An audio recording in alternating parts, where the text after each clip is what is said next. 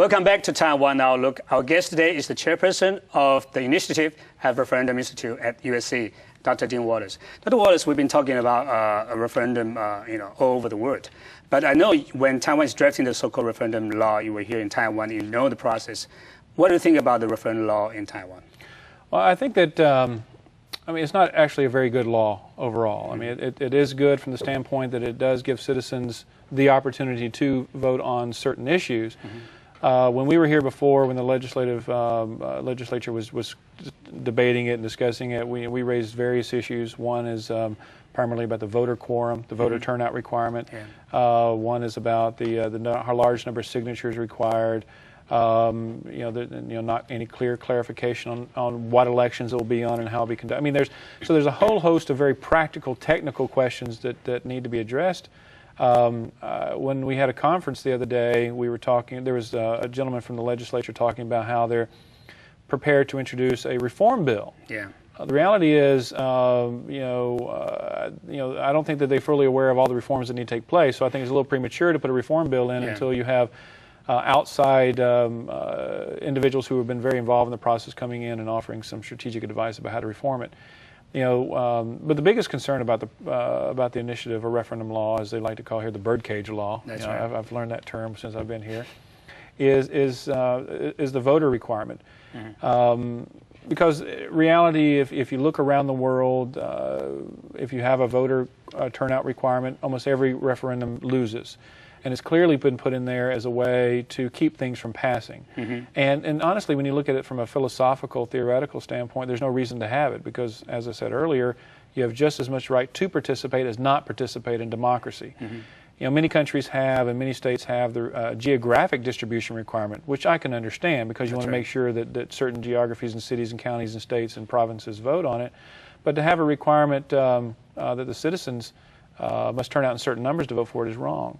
If you are going to have these type of requirements on the referendum law, you should have the same requirements for representative elections. I see. And then that's a key thing, is that if a country feels very compelled to have these requirements, they should have the same requirements for elected officials. So something like runoff, and so on, right? Runoff, like if you're going to say that a referendum must get 50% of those voting to become valid, of those who are registered to vote to be valid, then they have the same requirement for elected officials. It's actually absurd to have that disparity. The other thing is, what makes a good referendum law is it's available to the citizens as well. I mean, currently one of the biggest problems is, you have to collect roughly 800,000 valid signatures, which mean you have to collect, a million. It's usually 50% to 100% more, so you get 1.5 to 2 million signatures before you can have 800,000 valid. The average citizen in Taiwan or the average citizen in any country, it's a very difficult task. And so I think that it's important that you have a threshold for signatures that allows the average citizen to participate. I mean, you have a lot of debate here in this country that the referendum law is strictly for those in power, the two major parties. And in some degrees, in some ways that's right because of the threshold requirement of having to get so many signatures. And so when the first fundamental changes need to be that it's opened up to every citizen in the country. So lower threshold should be the answer to it. The lower threshold. I mean, like if you wanted to start an initiative tomorrow, you should have the ability to do that. But 800,000, you may have 800,000 friends. I'm not sure, but it's 5% of the registered voters. Right in the last election. That's right. Right. And that's a huge number. It's a huge number, and I think that some people are concerned around the world that if you have lower thresholds, you'll have many issues on the ballot. Well, that's not the case. I mean, of course, anything is theoretically possible. But you can't let the fear of the possible be a determining factor as why you deny people the opportunity to really have a process that they could use. But what's the problem of having too many issues in the ballot for people to vote on? Well, I don't think there is a problem having, of course the question becomes what is too many? You have, That's right. I mean, in the United States, for example, in some countries you have a list of 150 candidates and you have, 5 issues? So you can vote on 150 candidates, but that's not too many, but 5 issues is too many. It's a matter of personal perception.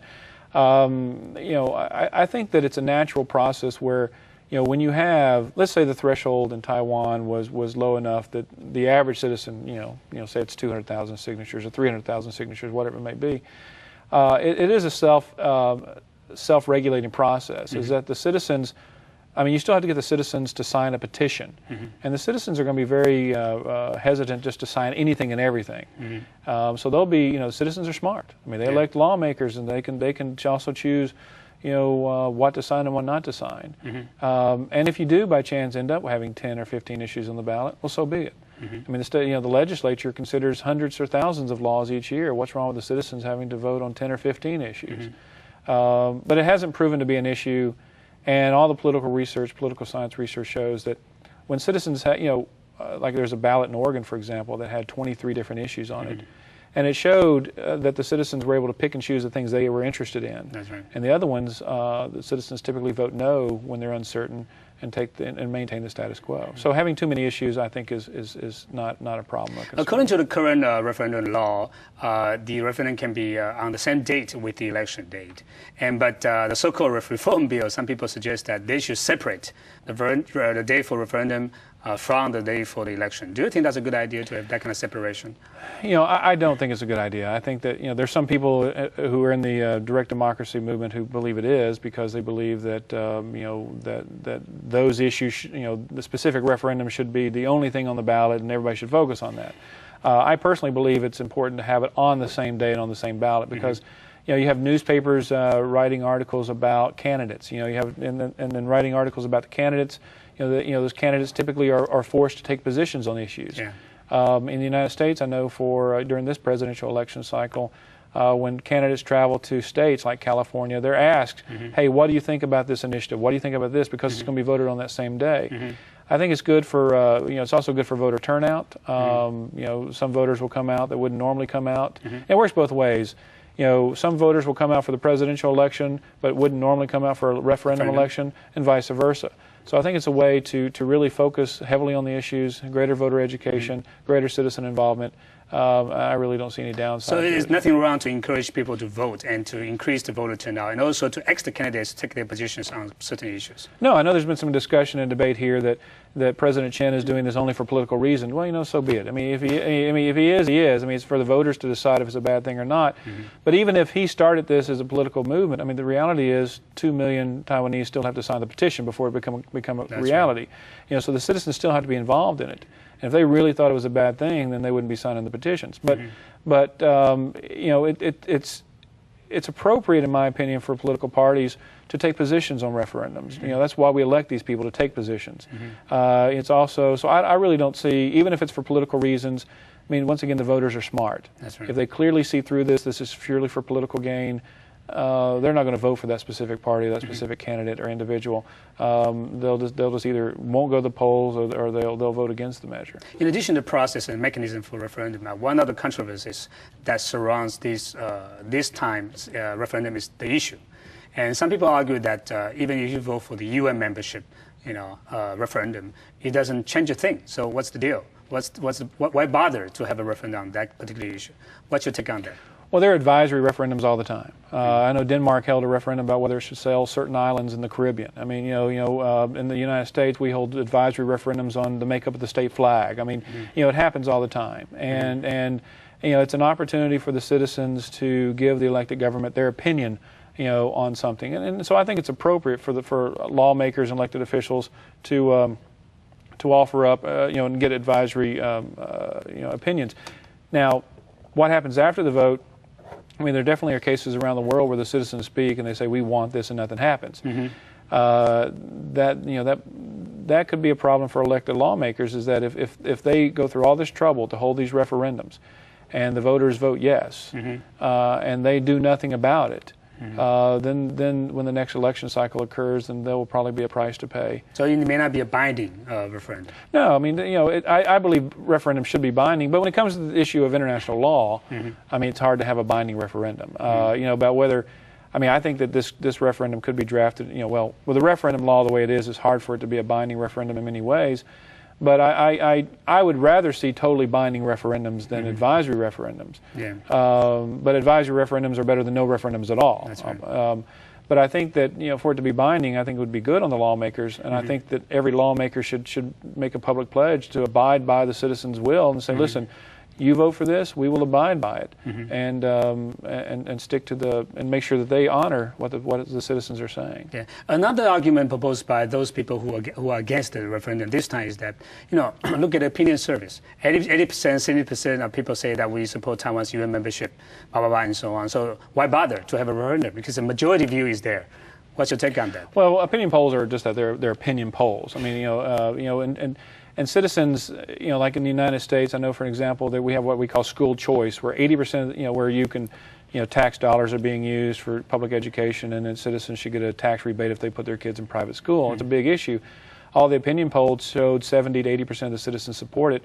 However, when it was on the ballot, the citizens voted it down overwhelmingly. And so you can't automatically take polls as actually the will of the people, because polls, the thing about a poll is, even though you go to the polling location, so technically it is a poll, citizens take their voting rights very seriously. Yeah. It's one thing to be asked on a telephone, what do you think about this? Well, they know there's no tangible repercussions to that statement. However, they take their voting rights very seriously, and they know that when they go in that voting booth, that their vote will count. If you vote for taxes, you'll get taxes. If you vote to cut taxes, taxes will be cut. So I think that it's important, it takes away the frivolity of a citizen's thought process when you have a tangible binding vote and say, hey, this matters. They'll take it more seriously, and I think that's a greater statement of the citizens' thought process when you have a referendum election versus a poll. In addition to that kind of polling mechanisms, there are also some other ways to represent the so-called public will. For instance, in the legislature, when a certain party have a majority in the legislature, they can claim that we represent the public will. So our party's position represents the public will. So referendum is in addition to that demonstration of public will. What's your opinion on that? Well, I think just because a political party has a majority doesn't mean that they're always right. Okay, I mean, I think that in the United States and other countries as well, in Europe, I mean, when they voted for a certain, whether it's a conservative party, progressive party, Democratic Party, Republican Party, I mean, they're not saying that there's not a single example I know of.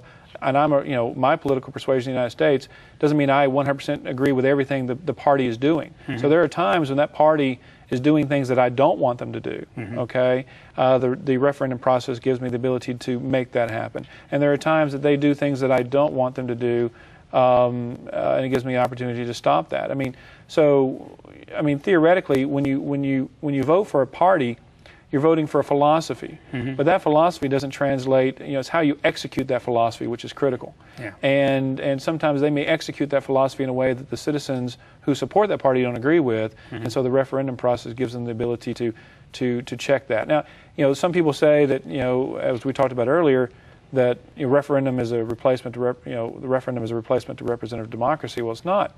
I mean, there are times where lawmakers, I mean, they vote on 1,000 different issues. They may be, in the voters' opinion, wrong on one issue. They don't want to throw all the legislators out. That's why the referendum process is critical, to deal with that one or two special issues instead of having to constantly change the representative government. Another controversy is that the so-called whether there are certain issues that Taiwan cannot have vote on. For instance, national title, constitution, and so on. Do you think that's a good idea to preclude some of the issues from a referendum? No, it's not a good idea. There's no rational basis for it. I mean, I think that a lot of, I mean, as I said earlier, that if lawmakers can vote on those issues, if the president of the country can address those issues, if elected officials can address those issues, then the citizens should be able to address those issues.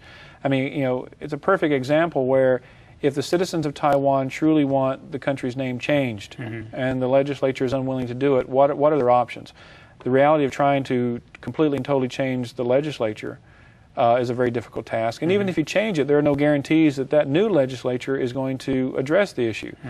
So the referendum process is there specifically to deal with controversial issues that lawmakers, for whatever reason, are unwilling to deal with. And so I think it's very bad public policy to exclude issues. The only exclusion should be issues that may be of immoral or unethical or issue. But at the same time, if you have a true free judiciary that can be the check and balance in the referendum process, then limitations aren't necessary because the judiciary can get in there and actually overrule what the citizens are doing. The international attention has been paid to Taiwan's referendum issue, and apparently from the States and from China as well. And they are afraid that Taiwan's moves to have referendum could change the so-called status quo, which could destabilize the security and peace in the Taiwan Strait. So when we come back, we'll talk about your take on the U.S. and China's reaction to Taiwan's referendum. So stay with us. We'll be right back.